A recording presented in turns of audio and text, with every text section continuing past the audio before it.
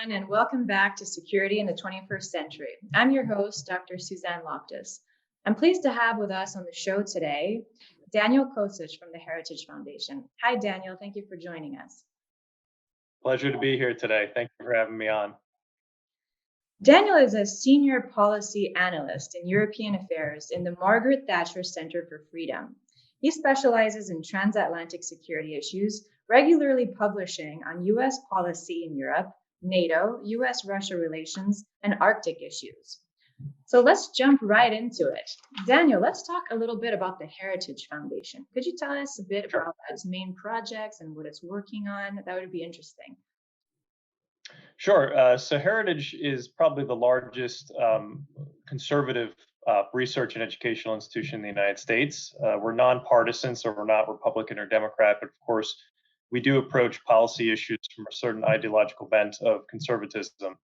Our work is funded almost entirely by individual donations. We do not accept any money from governments, either foreign or domestic. So this is a little bit different, even in the US think tank world. And it gives us, I think, a sort of freedom, I think, in our analysis, which has really been helpful to me as an analyst. Founded in 1973, the idea was that Heritage wanted to get conservative policy ideas into the Washington, D.C. bloodstream, so to speak, and to do so with some intellectual rigor. So we formulate and promote conservative public policy areas based on principles of free enterprise, limited government, individual freedom, traditional American values, and the area that I work on in particular, which is a strong national defense. And so we really cover all regions of the globe and all of the domestic issues from taxes, healthcare, social issues, things of that nature. And Heritage, I think, actually has been quite effective. For 3 years running now, Heritage was ranked the #1 think tank in the world for public policy impact. And I think that that's really a testament to not only the research that we do, but also the way that we're able to get that research in front of key policymakers. And so my center within the Heritage Foundation is called the Margaret Thatcher Center for Freedom. Lady Thatcher from the United Kingdom chose Heritage to house the Thatcher Center for Freedom, which would be an institution to carrying on her legacy. And she chose, that in the United States, and we're very honored for that to have been the case. And so our work in particular focuses, of course, on the US-UK special relationship, but also on transatlantic relations and international organizations. And I work in particular on security issues in Europe. So, great. Well, thanks for sharing. Let's talk a little bit about NATO. So, you do a lot of research and publications on NATO, and so do I actually. And, as you know, it's a very long-standing alliance, since after World War II. And now it's 2020. Do you think that maybe some realities have changed in the world? And if so, do you think NATO has adjusted to those realities, or what could it do to possibly evolve to matching present day challenges, in your opinion? Right. Well, when you think about the last time, NATO had a strategic concept, it was 2010. The world, of course, has changed dramatically since then in so many different areas. And so for NATO, which I think you and I agree is really sort of the very foundation of the transatlantic security for our community, it needs to be able to, think about what it wants to be in the future, what it's able to be in the future. And so I think that that's why it's so important that NATO is currently undertaking this period of reflection. Of course, we had the French president talking about NATO experiencing some sort of brain death, almost like it's kind of a zombie organization that continues decade after decade after its usefulness has expired. There are challenges coming, of course, from the southern flank of NATO in terms of irregular migration, but also in terms of instability from places like Libya, Russia, of course, both playing on either side in the ongoing conflict there. And so what does that mean? And, NATO, I don't think has fully grappled with some of the new challenges when you think about the rise of China, when you think about cyber threats. And so I think that that's why it's so important that we are undertaking this particular strategic review. And so, look, the bottom line for me is that I don't think that NATO is an outmoded institution. I believe that NATO today is as relevant, if not more, than it ever has been since the end of the Cold War. And so I think that we need to be laying out what a roadmap is for NATO for the next 10 years, for the next 50 years. And I think that that really needs to start in particular with the bedrock principle of collective defense. I think that that's what NATO is tooled to do. I think that's what NATO is best able to undertake. And I think that that's really the area where it needs to focus its energies. And so when you think about all of the different regions that collective defense NATO has work to be done on, whether that's the Arctic or the Baltic region or the Black Sea, there's really a need to be able to refocus on this raison d'etre of collective defense. And that would need to encapsulate all the associated necessities. So whether that's robust defense spending, getting capabilities in these new vital spheres like cyber warfare and playing in the information warfare sphere. These also, I think, sort of wrap into that idea of collective defense. NATO doesn't have to be, and I don't think can be, everywhere in the world doing everything all the time. I think that that's a lesson that hopefully we've learned over the last 20, 30 years. But it should think long and hard about getting involved in sort of out of area operations, I think, moving forward. I think there's plenty to do for the alliance in the North Atlantic area north of the Tropic of Cancer, which is the area of its responsibility laid out in the North Atlantic Treaty. And so I think that while this focus needs to remain on collective defense, I think there's plenty to be done there. There is a role for the alliance, I think, on some of these emerging challenges. So I mentioned the China challenge, disinformation, of course, now global pandemics. We've seen NATO taking on a role, in particular in Europe, in terms of moving equipment and PPE to different countries, especially early on in the pandemic. And then, of course, there's this ongoing threat for terrorism. I do think there's a NATO role within that. We could, of course, talk about that. But I do think that that needs to be secondary to the main focus of that collective defense operations for NATO. It's true that as threats evolve, organizations must evolve with those threats. And as they evolve geographically as well, I mean, there's no reason for NATO to stay focused only on continental Europe. There are, of course, many useful out-of-area operations it could engage in as well. Recently, we saw that US President Donald Trump has ordered to remove some of the US presence in Germany. I was wondering what you thought about that, and if you thought that was a strategically wise move, or why did he do that? Perhaps explain to our audience a little bit more what that means for the alliance. Right. So I think that the short answer to your question is no. I don't think that this was a wise move. And I think that it sends this quasi signal of U.S. retrenchment. So the decision was that the U.S. would remove 12,000 troops from Germany. A little more than half of those troops would remain in Europe, moving to other countries, in particular to Belgium and Italy. And then the remainder would be moving back to the United States. And so I think that it's actually somewhat puzzling. I think it undermines the significant efforts that the administration has made in bolstering collective defense in Europe. I don't think that oftentimes they get a lot of credit for that, but they really have been they have made quite a bit of effort in terms of U.S. engagement, whether that's rotational forces, temporary deployments of things like Patriot missiles to the Baltics. They have really been quite engaged, I think even more so than the previous administration. And so that's why this move is puzzling. And so it also has the downside from an American perspective of saddling US taxpayers with what is going to be a significant cost of closing bases in Germany, moving troops and families from those bases either back to the US or to other bases in Europe, establishing new facilities on both sides of the Atlantic to house these forces. It's not clear to me. There was a hearing last week in the U.S. House of Representatives Foreign Affairs Committee that the Pentagon has any idea how much this is going to cost at all. And so it doesn't give you a ton of confidence in the decision. When you think about all the security challenges that we've discussed a bit already around Europe's periphery, American capability really needs to be increased, not reduced, I think. And so when you think about some of the 6,500 troops that the U.S. is planning to keep in Europe are planning to be deployed rotationally to the Baltic and Black Sea regions. And so I think that while there needs to be a stronger U.S. presence in those regions, I think that can be achieved just as effectively today from our bases that we currently have in Germany. In effect, as we say in the United States, we're robbing Peter to pay Paul.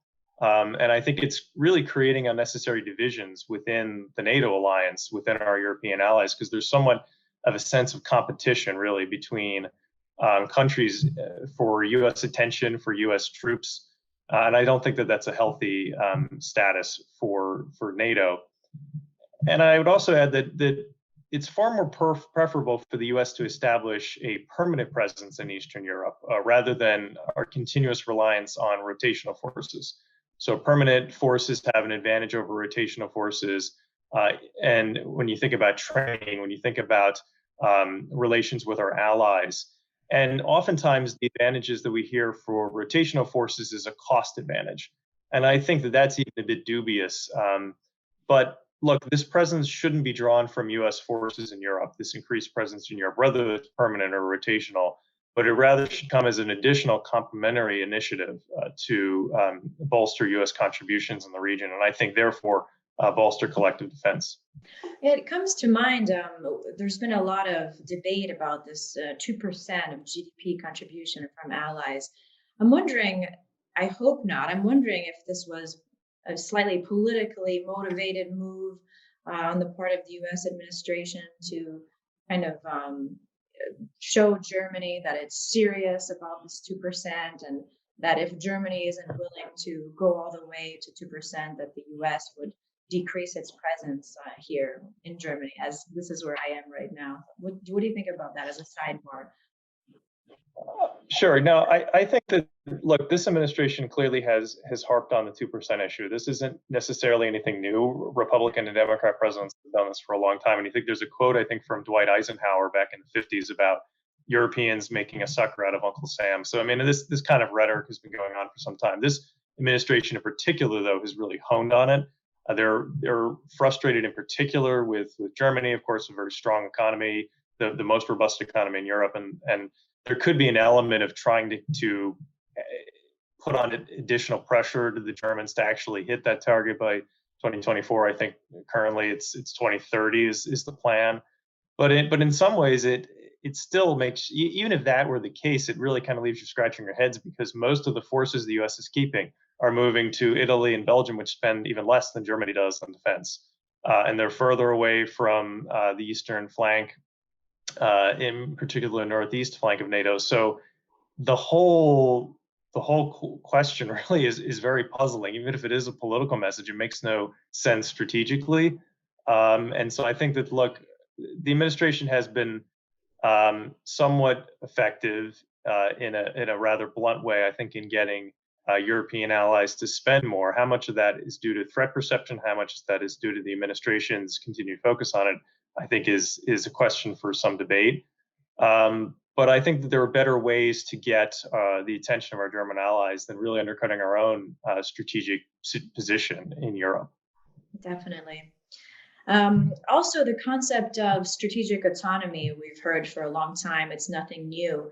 But in recent years, we've heard Merkel and Macron speak a little bit more about how Europe needs to kind of go its own path militarily, and it can't necessarily trust the United States to back them up forever. So it seems that the issue is a little bit more tense these days. Could you explain to our audience what exactly is European strategic autonomy, and how does it or would it affect NATO? And would you recommend Europeans investing more towards this initiative? Why or why not? For me, strategic autonomy is still a bit of a nebulous term. And I think it's left somewhat intentionally so to be this sort of in the ether question of what exactly it means. But there are some clear parameters. And so when you think about the European Union put out a global strategy for foreign policy and security policy in, I think, 2016. And the strategy talked about nurturing the ambition of strategic autonomy for the European Union. And so when you think about what is the strategic autonomy from whom, in my mind, it's pretty clear that that means strategic autonomy from the United States. It's left somewhat intentionally imprecise, and so different people can have different understandings of what exactly it means while being simultaneously correct. And there's somewhat of a level of deniability, I think, in particular when you're talking with U.S. officials. But really, I think it's a desire to break free from U.S. defense leadership, especially on the continent. So this ability to be able to act independently from the United States, in particular, in undertaking military operations. And so when you think about some of the new initiatives that the European Union over the past few years has put into place to make strategic autonomy a reality, to really give it some teeth. So whether that's PESCO, the Permanent Structured Cooperation, or the European Defence Fund, trying to put some EU money into defense projects, whether that's building up the MPCC in 2017 to oversee all EU non-executive military missions. These are all things that are, I think, have been put in place to try to foster this idea of strategic autonomy and make it a reality. Mm-hmm. From a U.S. perspective, I don't think this is a good thing. Back in the late 90s, U.S. Secretary of State Madeleine Albright talked about the three Ds. And so I think that in some ways they still really elucidate the pitfalls of strategic autonomy. And this has been, I think, U.S. complaints for Republicans and Democrats for some time now. So the first complaint being that it decouples the U.S. from European security. It duplicates structures that already exist within the NATO alliance, which of course, most European countries are a member of. And it discriminates against non-EU NATO members. So you think about some of the PESCO projects, there are issues around countries, who are not, who are EU members, but not NATO members taking part. And so it makes it somewhat difficult, I think, in terms of getting some consistency across the continent. I would add a fourth, however, and I think that this in particular today is really salient in that it gives credence to this idea that the U.S. should withdraw from European security. It gives credence to Americans who believe this, and it gives credence to Europeans, I think, who believe this. And so when you think about decades of U.S. EU defense integration, we've been going at this for a long time now, they've really resulted in little or no additional European defense capability. So I think that it really instead gives credence to people on both sides of the Atlantic who think that the U.S. Can disengage, that it's safe for the U.S. to disengage. The reality is that our Western adversaries know that the EU defense remains a paper tiger that's not going to be rectified through defense integration. And so I think the answer continues to be a robust U.S.-led NATO alliance. That's the only true guarantor of transatlantic security, and I don't think that that's going to change anytime soon. And you can see this even in the recent EU budget numbers in terms of defense.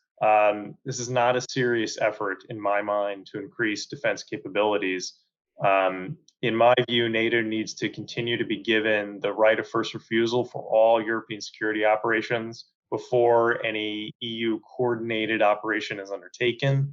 The EU does have a constructive role to play in some security aspects in Europe, in particular, those areas where they have competency. So whether that's counterterrorism or energy security, investment screenings, we think about some of the China questions. There are real areas here for not only the United States, but also NATO to work with the EU. But I don't think that strategic autonomy in terms of defense is really the right avenue, because I think that it undermines NATO. And I think that it continues to chip away at that link between Europe and the United States, which ultimately I think is very dangerous for security.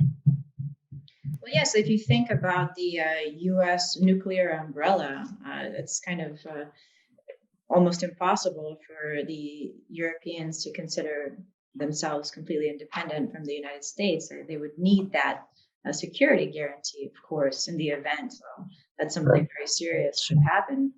But in general, it's important for them to up their military capabilities. But from what you said, it would be wiser to do so in the context of the alliance and not necessarily as in a more autonomous direction. Well, now in this era of great power competition, we're seeing more contentious areas. So there's a bit more challenges in the Baltic Sea, more challenges in the Black Sea. We're also seeing some more challenges in the Arctic, and I've seen that you've written something about that in recent times. Could you tell us a little bit on this topic? Why is the Arctic an important area for great power competition today? Well, I'm glad you brought up the Arctic. I have written quite a bit in the last few years on Arctic security, and I think that it's becoming a more and more important topic for the United States, but really also for Europe, and one for our listeners to keep an eye on.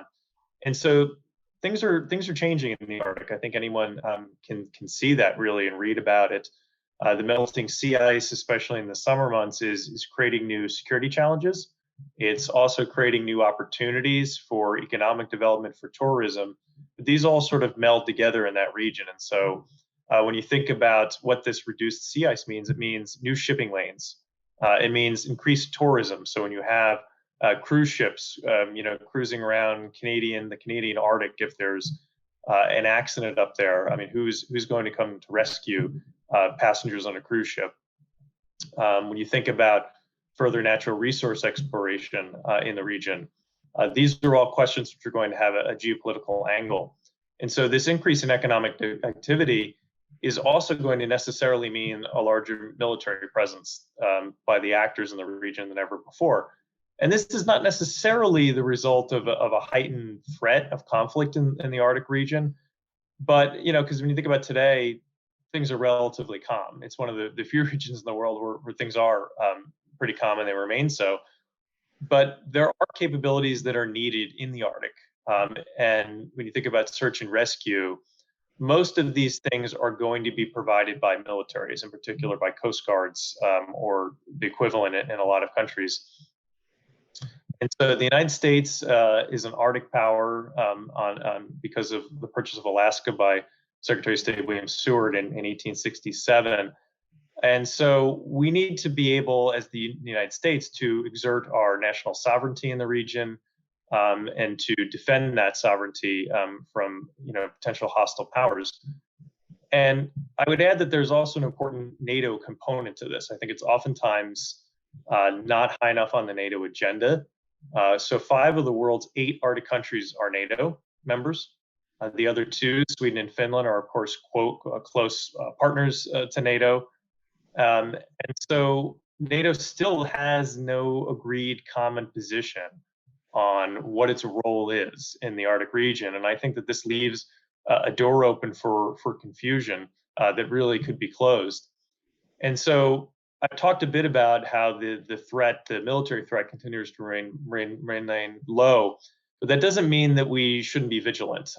And it's important not to ignore Russia's recent activities in the region. They've taken significant activities to militarize, and China is also seeking to really take on an increasing role in the Arctic region. And so I've written quite a few papers on all the ways in which Russia is increasing its Arctic presence. And I won't go into all those now, but it really is militarizing the region. And so as an Arctic power, Russia, of course, is going to be present in a military way in the Arctic, and that's to be expected. But it should be viewed with caution in terms of their recent aggression, really over the past decade since their invasion of Georgia in 2008. There's a former EUCOM commander in the United States who summarized it recently, saying that although the chances of military conflict in the Arctic are low in the near term, Russia is increasing its quantitative advantage and qualitative advantage in Arctic operations, and its military bases will serve to reinforce Russia's position with the lethal threat of force. And so that's one area, I think, which is a challenge for the US and for our Arctic NATO partners. But there's also the China front. And so that's a little bit of a different story. In simplest terms, I would say that China sees the Arctic region as another place from which it can advance its economic interest and expand its diplomatic influence. So, of course, China is a non-Arctic country, and so therefore they're mindful that they're naturally limited in terms of their Arctic ambitions, in terms of institutions. But it hasn't stopped Beijing from increasing its economic presence in the region. When you look at a map of ships that are traveling through the Northern Sea route in particular, they're Chinese ships, oftentimes. They published an Arctic strategy late last year, I think, that offers a bit of a useful glimpse into how they view their role in the region. It's a huge report. It has a lot of Arctic buzzwords, common interests, law-based governance, climate change, sustainable development. All of these buzzwords, I think, are really laced throughout the report. But they also talk about being a near Arctic state. Mm-hmm. So China is 100 nautical miles away from the Arctic. So it's sort of a farcical concept. That would also mean that countries like Belarus, Germany, Ireland, Kazakhstan are near Arctic states when you use that parameters of 800 nautical miles. So look, there are no not near Arctic states. There are Arctic states and non-Arctic states. There's no third category, and I think that it's important that China recognize that they're not entitled to anything in the region because they're not an Arctic power. For the U.S. and for NATO, we have significant interests in the region, and those are only going to continue to increase as sea ice continues to decrease and as we see economic activity continue to tick up. And so it's time to take preparations right now to not fall behind. These measures, I don't think, are preparations for armed conflict. However, they are preparations for a peaceful future, and that future is coming one way or another. And one of the components of great power competition is energy security, and you mentioned that also. So would the United States have certain, let's say, energy projects in mind up there? I know that right now Russia and China have already started developing a pipeline, if I'm not mistaken, from there. Is it the Yamal pipeline, or would you know anything about that you could share with us? Yeah, so I mean, of course, it's a hugely important region for Russia in particular for hydrocarbons. There are environmental impacts of that. There was a huge oil spill in Russia's Arctic just a few weeks ago now, which is all kinds of sea animals are washing up on the shore dead, and it's causing some people in the immediate region who live there to become sick. China is partnering in some of these projects with Russia. There's also a huge interest, I think, in shipping some of the hydrocarbons that Russia is taking out of the ground in their Arctic region to China directly via the Northern Sea Route. Of course, Norway has some drilling operations in the Arctic. The UK, of course, in the region around the Arctic. The United States as well. The U.S. is somewhat limited in certain regions of Alaska legally to protected areas that there isn't drilling. But there is going to be, I think, this sort of scramble over resources in the Arctic. And it's not just hydrocarbons, it's some of the minerals that could be in the seabed. And then there's also this question, I think, of transport. And this goes everything from shipping lanes. So when you think about how much faster you can ship goods from China to Europe via the Northern Sea Route versus going around India and through the Suez Canal, it saves you hundreds of thousands, even millions of dollars a year for these shipping companies to ship things that way. And that changes the geopolitics in some ways of Europe as well. The ports that are receiving these goods could be different than those that are seeing high volumes right now. There's also this sort of emerging question of flights, sort of almost drone flights, cargo planes flying over the Arctic region, and so having sort of hubs over the Arctic. And so all of these questions, I think, are going to continue to sort of percolate and be areas which we're going to be talking about probably in 10 or 20 years.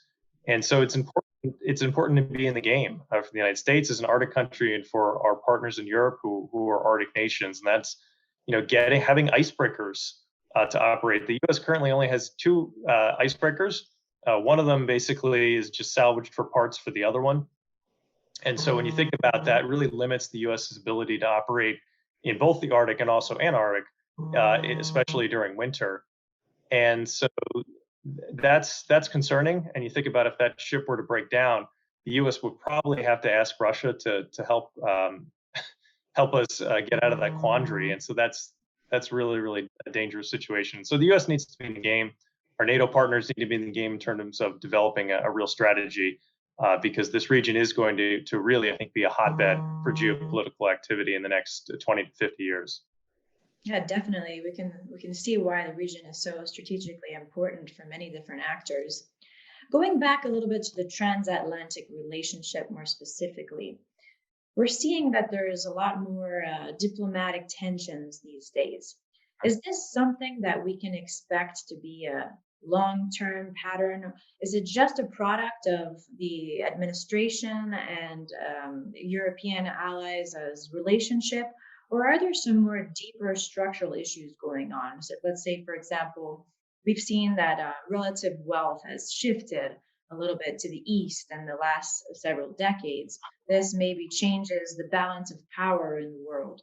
Would that be something that would affect a transatlantic relationship as a whole? Let's say trade issues between them. Is this a product of domestic problems within Europe and within the United States that we can expect to see long term? There are differences on issues of climate change or the way they perceive Iran or Russia. What are your thoughts on that?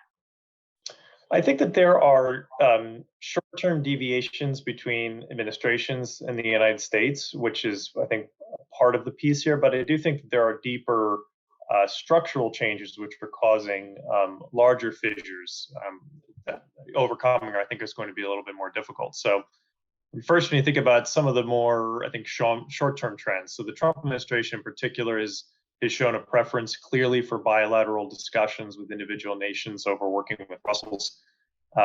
They've opened up U.S. relations with countries in particular in Eastern Europe, which I think the Obama administration had very little interest in.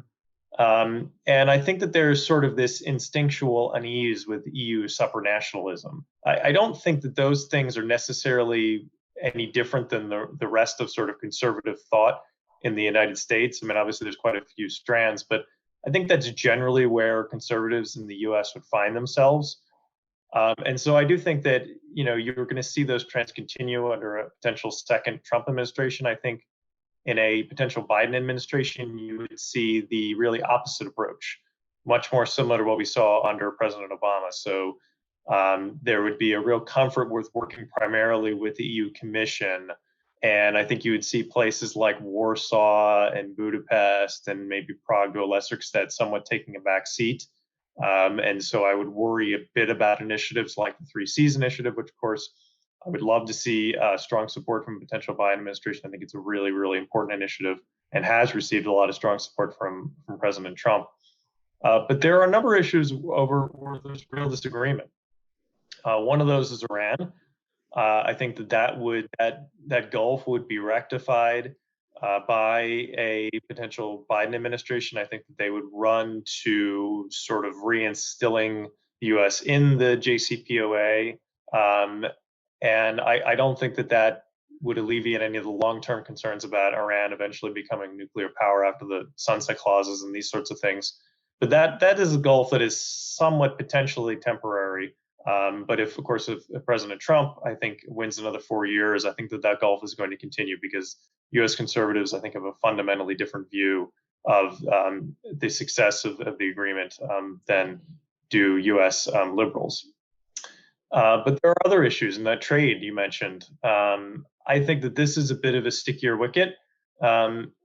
The idea of liberalizing trade between the U.S. and Europe should be a transatlantic priority, regardless of who the next U.S. president is. This administration has committed to negotiating a trade agreement with the EU, but of course they've also been quite harsh in terms of talking about trade with Europe. I think that that's frankly unnecessary. I do think that a Biden administration would probably be interested in trying to jumpstart some kind of trade agreement with the EU, but we really need to learn from our mistakes from the last time around from TTIP. There was so much, I think, high talk and hope for this agreement on both sides of the Atlantic, and really protectionism, I think, sort of, in the U.S. and also in Europe really killed it. And so I think we need to get back to, as a transatlantic community, leading the way on free trade. And so this is abolishing tariffs, non-tariff barriers that diminish really freedom of trade. And so oftentimes trade agreements these days, they don't genuinely promote free trade because they get so huge that they take in all of these different social areas and talk, and questions around environmental concerns and hours worked and all these kind of things that really sort of muddles down these agreements, and they end up, dying on the shelf. And so I think getting to that place is going to be difficult. We'll see what happens with the proposed U.S.-UK free trade agreement. That could be a model. if that is successful through some kind of future U.S. EU agreement. But that is an area that I think even with the Biden administration is not something that's going to go away. You talk about, of course, the shift to the east, trade shift. I mean, that's the reality. And I think that there is a bit of a divergence in the way that the U.S. and Europe view China. And so that would be my next big component, I think, of some of the deeper structural issues is China. And so the U.S. is looking at China more as a strategic competitor, of course, but also a military threat first and foremost. Whereas Europe, I think, is looking at it as an economic partner. So you think about rail volumes, overland rail volumes to Europe hit a new high, I think, just last month. And so that trade, even during the pandemic, is continuing. Now, some of that, of course, is because you're not having so many flights and ships coming in, but trade is really I think the lens through which Europe views the relationship with China. But I hope that perhaps China's cover-up of the pandemic and some of the mass diplomacy mistakes that they made in Europe and the disinformation will really force the transatlantic community onto the same song sheet. Because to me, it is the preeminent question for Europe and the United States in the next century, really. How do we react to the rise of China as a preeminent power? In my view, it's a mistake for Europe to try to create some sort of third way on China in between the U.S. And the Chinese. I think it's only going to divide us as a transatlantic community. I think it's imperative that we stand together. We've made significant progress recently on the question of 5G in particular. So you think about the UK turnaround. The French are phasing the Chinese out of their telecommunications by 2028. There's reports, of course, that Germany is going to, in effect, put in a ban that the Chinese are not going to be able to make. So I do think the tide has turned in a lot of ways on that question, but there are other areas where we still have a lot of disagreement, and I think that we need to be talking constructively about how to overcome those. And so it's a deeper structural issue, but one that it's imperative that we overcome. Mm-hmm. Well, just to follow up a little bit on that, you mentioned quite a few really important points there. So, for example, the pandemic has made us realize that we can't just have all our eggs in one basket. We can't in times of crises, if we have a single point of failure, there's a lot of repercussions that occur, as we saw with protective equipment, for example, that was lacking in the West when it was really needed. So some are saying we're going to see a return to more regional frameworks or more protectionist tendencies to kind of minimize the possibility that this would occur in the future. So that point, along with the tendencies that we've seen lately domestically, both in the United States and the European Union, when it comes to free trade, it seems to be losing popularity, so much so that even Hillary Clinton, when she was running for president, abandoned the idea of a trans-Pacific partnership in terms of trade because it was so unpopular domestically. So how can we kind of overcome these issues and make free trade fairer for domestic workers, or have it be something that the constituents within the United States or the EU would actually want to vote for in the new future that is to come, post-pandemic, more specifically? Well, it's an excellent question, really. And so when you think about trade, even in the context that we're grappling with now, not all trade is bad. Quite a bit of trade with China is good. There is value, of course, and efficiency in places that can produce goods more efficiently. It's good for consumers in the West, and that's not going to change. But I think what has changed is exactly what you mentioned, and I know that the Marshall Center has done some really excellent work on this, is that for too long, we were unconcerned about the types of manufacturing, the types of production that we are offshoring. And there are some things which are necessary for your national security. So whether that's PPE equipment, certain types of fabric which is needed for face masks, offshoring that to China, or having your factories of Western companies in China, and then having their shipments sequestered and forced to stay in the country is not something that is going to be effective or good for your own national security. When you think about a lot of high technology, so whether it's AI or computers, chip design, I mean, anything like this, that is going to have a necessary national security component. And so they're, precious minerals produced in China, when you're reliant, almost entirely upon China for certain precious minerals, which are vital for national security components, this really opens you up. In the pandemic era, you think about medications. So many, I think it's something like 90% of U.S. Penicillin is produced in China. That's a huge security vulnerability for your country, and I think it's similar for our European allies. And so I think what's so valuable about a lot of the work that your center is doing is sort of having a conversation about what are those things, those minerals, those types of manufactured goods that we need to keep out of countries like China, which are adversaries, and we need to maybe set up operations in places between and that we're allied with, so we can have access to those equipment. But also building in resiliency. So having, one point of failure, even if, our German allies are producing 90% of a certain thing that the U.S. is interested in. So I think there is one factory in Germany which produces most of a certain type of fabric, which you need for PPE.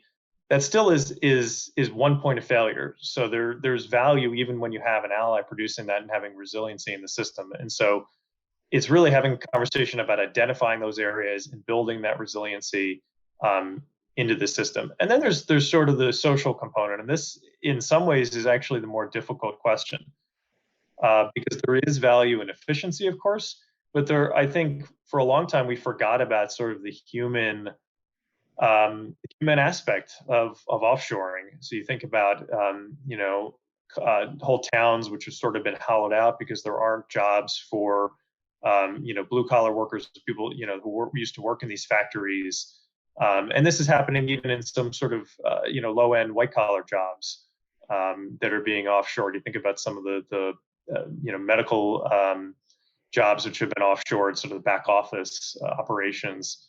That has a real impact on communities, which I don't think was either properly understood or properly studied. And so it's a conversation that we as the West really need to be having. What does that mean for our societies moving forward? And sort of how do we make free trade, which I still believe in, work for everyone? But it's a really, really difficult question. How do you retool those workers to work in the new economy? Because the new economy is also creating jobs, of course. And so how do you make that sort of free trade, the benefits that be felt by everyone across your society? And that is an extremely difficult question that I don't really have a great answer to, but it is one that we need to be talking about. Yeah, I definitely agree. It's very important, especially as the economy is changing. There's plenty of opportunities. We can bring back manufacturing in a more technologically advanced way. Artificial intelligence provides a lot of opportunities, re-educating society to kind of be able to meet these challenges and meet the requirements to work in such fields. So there's a lot that we can do, and the world is changing very rapidly. And I think in the next decade, we'll really just see a lot of changes. I couldn't agree more. And it's just going to continue to affect more and more people who are making more and more money in our society. So you think about engineers working on very high-end manufacturing. China is very aggressively seeking to move into sort of the high-end manufacturing that Germany in particular, but also the US and some of our Western allies have really worked in now for the past 40 years.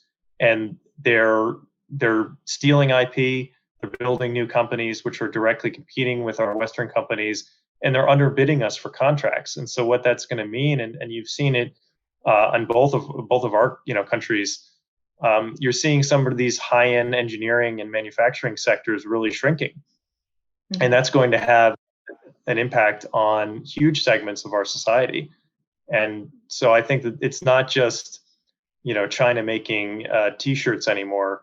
It's China, producing chips for your cell phone, or China producing very high-end manufactured parts for cars.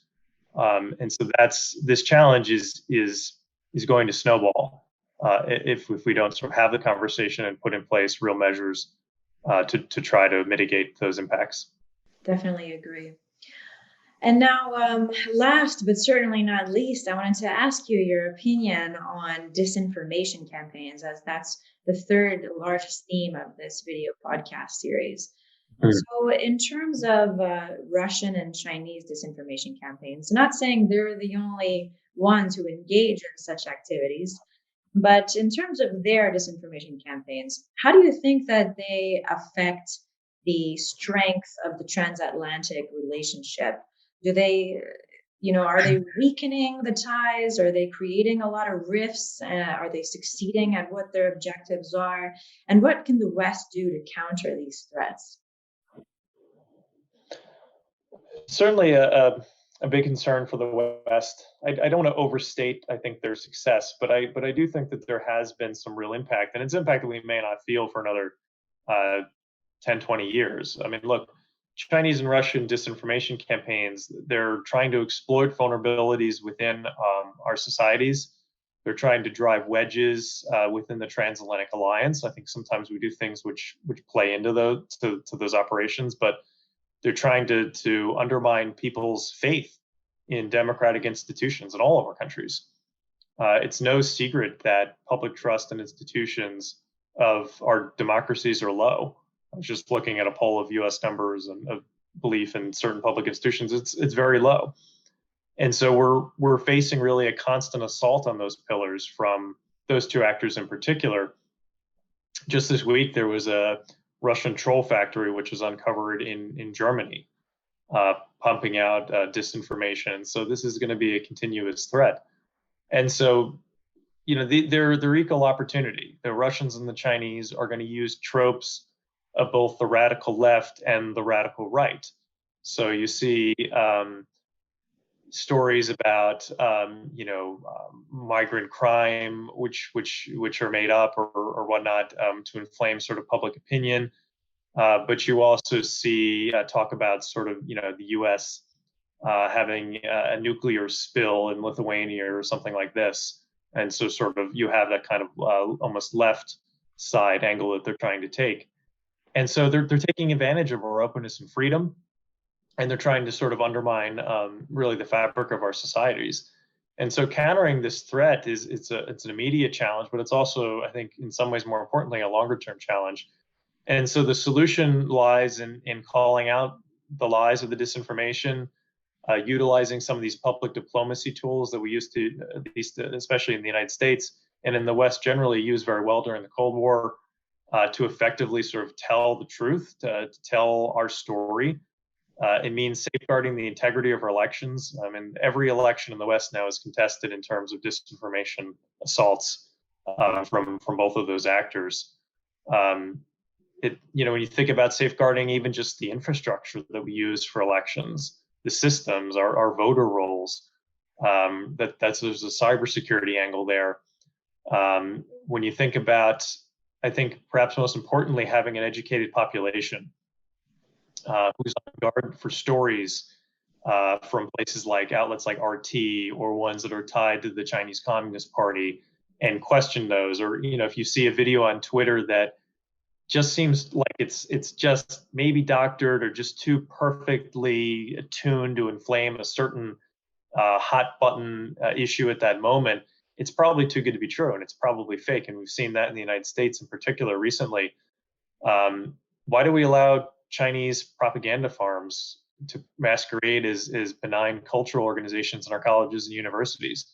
I mean, Confucius Institutes are everywhere. And I think we're just now sort of opening our eyes to Chinese funding for research institutions and what does that look like, and sort of the political influence that goes on there.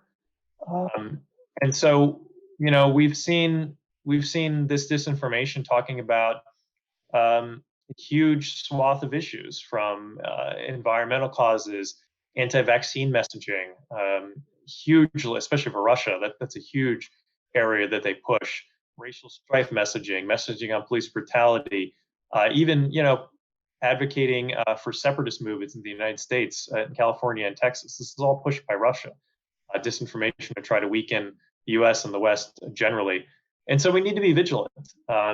And there's sort of a long slog. There's no real silver bullet on this question, and it's everywhere. It's an asset, I think, that really roots away at the foundations of our democracies, and it's threatening to pull us apart as a transatlantic community. And I think when we're divided, it makes it much easier for both of those actors to sort of to deal with us. But I think as a united front, it's much more difficult. But it's a hard question. We just need to be constantly on guard as a public, in terms of knowing that this disinformation is out there all the time.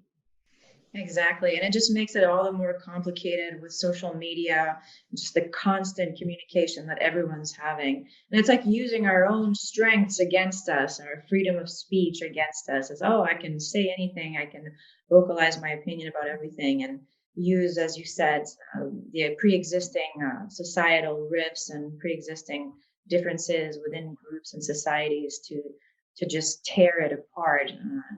And I saw an article that mentioned that the more sensationalist something is on social media, the more likes it gets, and the more it gets retweeted or reshared, and it just tends to kind of grow from there and create a whole movement in itself. So fake news travels much faster than regular news. But in any case, Daniel, I really want to thank you for taking the time to join us today. I really enjoyed our conversation. This was wonderful. Thank you so much for having me on, Suzanne. My pleasure. And for the audience, thank you so much for tuning in to Security in the 21st Century. Make sure to stay tuned for the next episode.